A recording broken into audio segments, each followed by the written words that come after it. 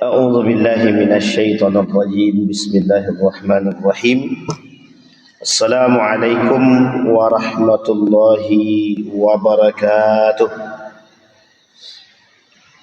الحمد لله رب العالمين الحمد لله الذي أرسل رسوله بالهدى ودين الحق ليظهره على الدين كله وكفى بالله شهيدا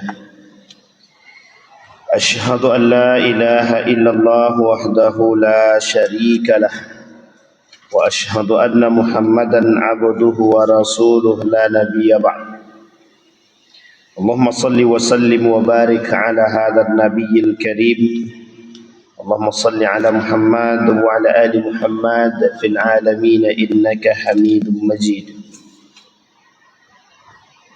يا أيها الناس اتقوا ربكم الذي خلقكم من نفس واحدة وخلق منها زوجها وبث منهما رجالا كثيرا ونساء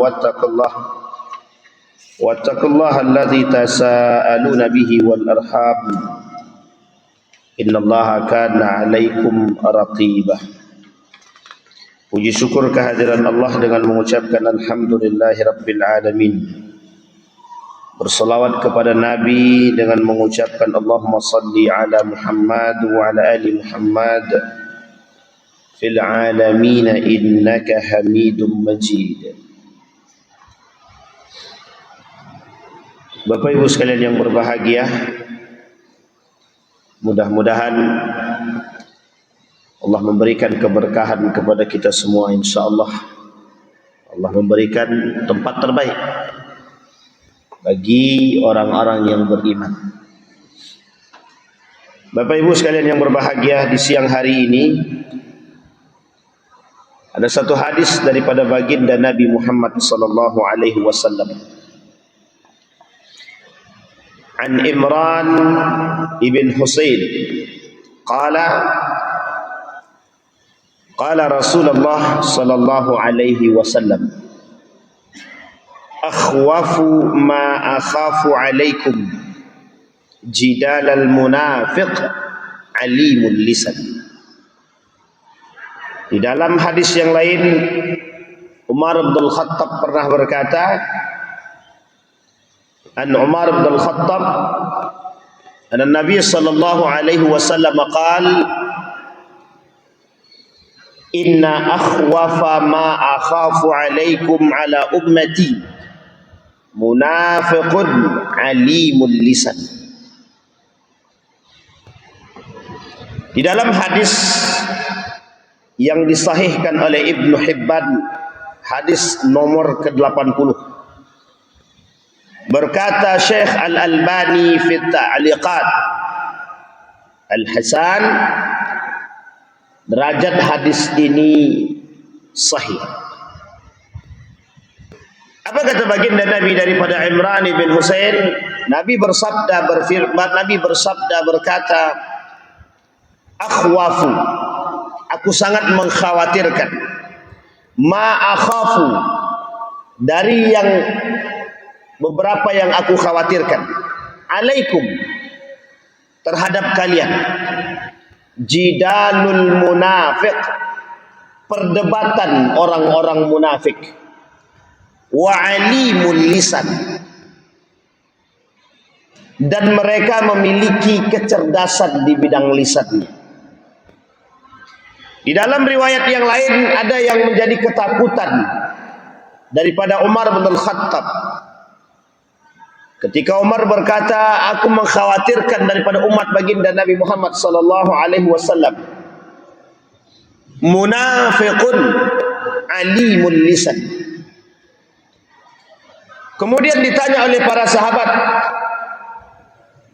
kaifa yakunu munafiqun alimun? Dijawab oleh para sahabat, munafiqul qalbi alimul lisan. Orang yang cerdas secara lisan tapi nifak secara hati. nifak ini penyakit. Maka orang yang terjangkit penyakit ini disebut dengan munafiqun.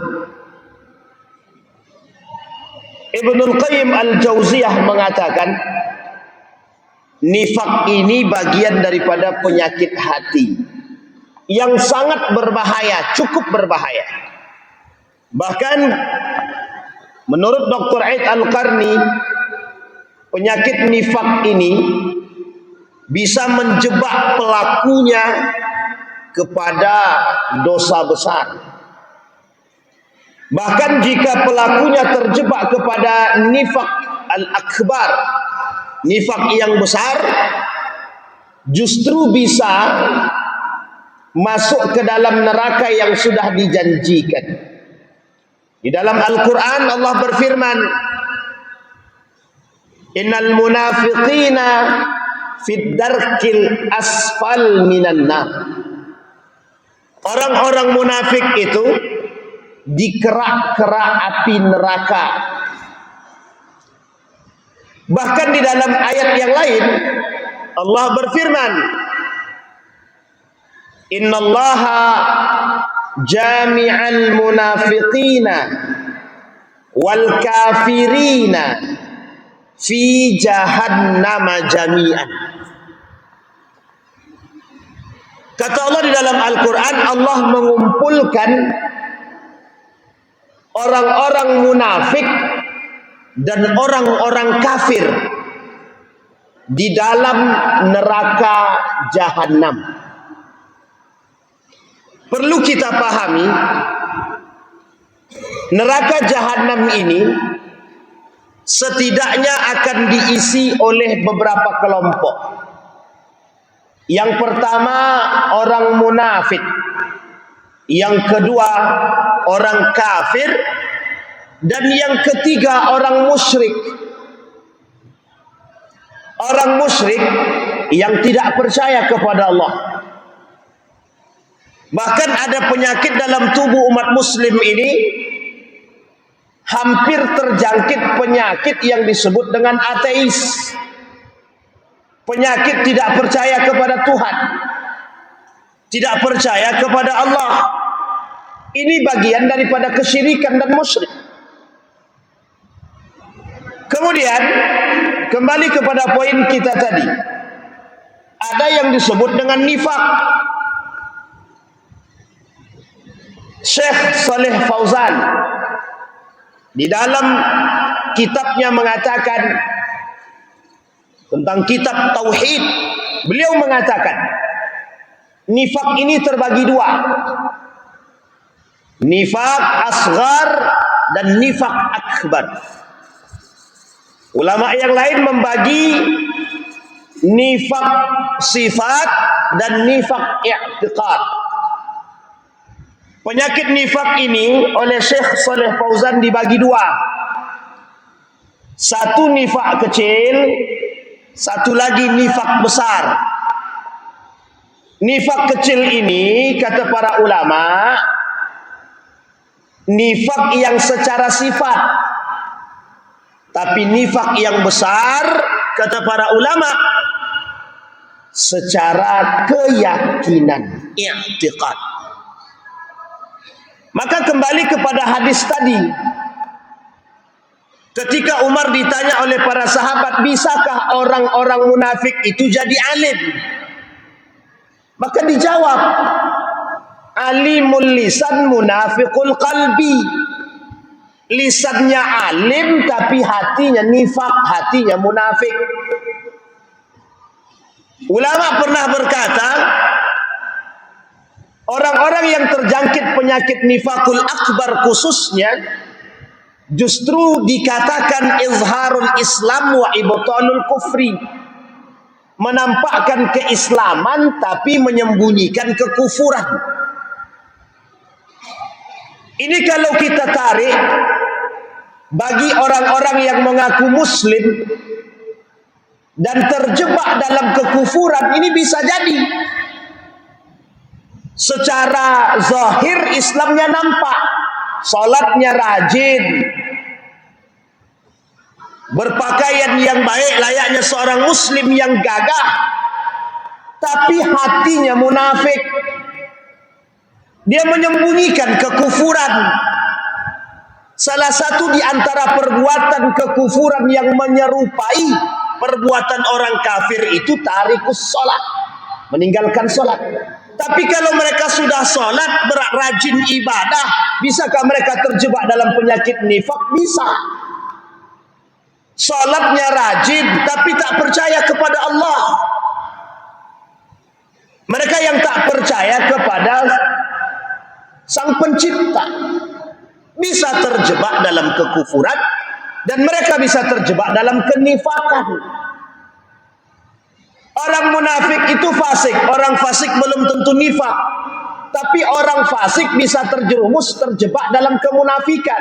Tapi orang munafik sudah mesti dia fasik. Contoh lain, orang-orang yang mengaku beriman tapi lebih mengedepankan kekufuran. Orang-orang yang beriman terlalu tinggi, orang-orang yang beriman yang mengangkat akal ketinggian sehingga merendahkan wahyu. Atau lebih bahasa sederhananya, lebih penting akal daripada iman. Bisa menjebak mereka dalam kekufuran, bisa menjebak mereka dalam kenifakan.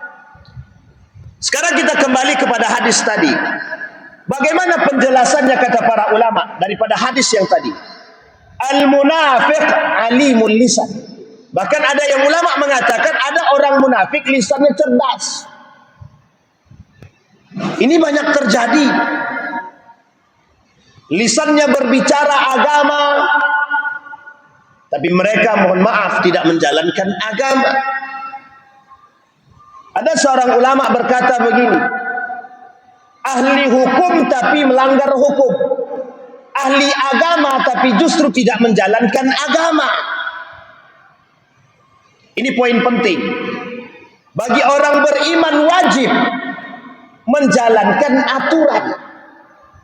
Maka apa penjelasannya? Al-alim lil mu'alim. Orang-orang yang berilmu, orang alim cuma sekedar alim dengan ilmu, tapi tidak alim dengan iman. Pernah dikatakan dalam satu riwayat, derajat hadis ini hasan.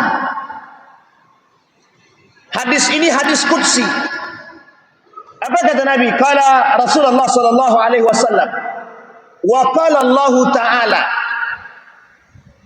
awwalu thalathatin yuqda yaumal qiyamah. Ada 3 kelompok yang di hari kiamat masuk neraka duluan, yang akan diperhitungkan pertama kali, dihisab pertama kali. Yang pertama orang mujahid. Yang kedua orang yang ditanya oleh Allah, fima ta'allamtal ilma wa qara'tal qur'ana. Kemudian sahambani menjawab, Abdun ini menjawab, ta'allamtul ilma fika wa qara'tul qur'ana fika. Kemudian Allah bilang lagi, Allah jawab lagi, kazzabta wa taqulul malaika kazzabta. Kata Allah, engkau dusta. Malaikat juga bilang engkau dusta. Ta'allamtal ilma liyuqalu aliman wa qara'tal qur'ana liyuqalu qari'an. Kau pelajari Al-Quran, pelajari ilmu biar kau dipanggil orang alim. Kau belajar Al-Quran, membaca Al-Quran, belajar membaca Al-Quran agar dipanggil qari. Tak salah. Karena ternyata derajat seperti ini hari ini kita temukan. Banyak sekali orang-orang hari ini belajar agama tapi bukan, mohon maaf, untuk diamalkan, tapi memang bertujuan untuk mendapatkan derajat alim. Kabura maqtan 'indallah an taqulu ma la taf'alun. Sungguh sangat buruk mereka, orang-orang yang dibenci oleh Allah. Mereka berkata tapi tak menjalankan perbuatan mereka. Itu masih mending tidak menjalankan, tapi justru sebaliknya mengingkari. Mereka yang mengatakan tapi mereka yang mengingkari. Mereka yang mengaku beriman tapi mengingkari keimanan tersebut. Ketidakpercayaan kepada Allah. Maka disebutlah oleh para ulama jahilul qalbi. Apa kata para ulama? Jahilul qalbi. Orang yang terjangkit penyakit nifak ini, mereka jahilul qalbi. Kemudian para ulama mengatakan fasidul aqidah, rusak akidahnya. Bapak Ibu sekalian yang berbahagia, jadi penyakit nifak ini tak bisa main-main. Apa dampak daripada nifak ini? Amal ibadah tak bermanfaat. Bahkan Dr. Aid Al-Qarni menuliskan dalam kitabnya ada 30 tanda orang-orang munafik. Dalam hadis Nabi secara spesifik 3. Ada hadis yang lain mengatakan 4. Tapi dalam pandangan Dr. Aid Al-Qarni merujuk kepada Al-Quran dan hadis, justru ada 30 yang sudah digabung. Baik itu nifak secara sifat maupun itu nifak secara i'tiqad. Baik itu nifaknya asghar ataupun itu nifaknya akbar. Bapak Ibu sekalian yang berbahagia, maka menjadi poin bagi kita untuk menjadi orang yang bisa istiqamah dalam menjaga iman. Sama-sama kita bermunajat kepada Allah agar lisan kita ini sejalan, agar kita bisa melakukan apa yang kita sampaikan. Setidaknya ketika ikrar pengakuan iman kepada Allah sejalan dengan apa yang kita buat. Setidaknya ketika kita menjadi orang yang mengaku beriman kepada Allah, mampu menjalankan perintahnya dan menjauhi segala larangannya. Semoga kita terhindar dari perbuatan-perbuatan nifak sehingga memasukkan kita ke dalam surganya Allah. Fa'tabiru ya ulil absar la'allakum tuflihun. Assalamualaikum warahmatullahi wabarakatuh.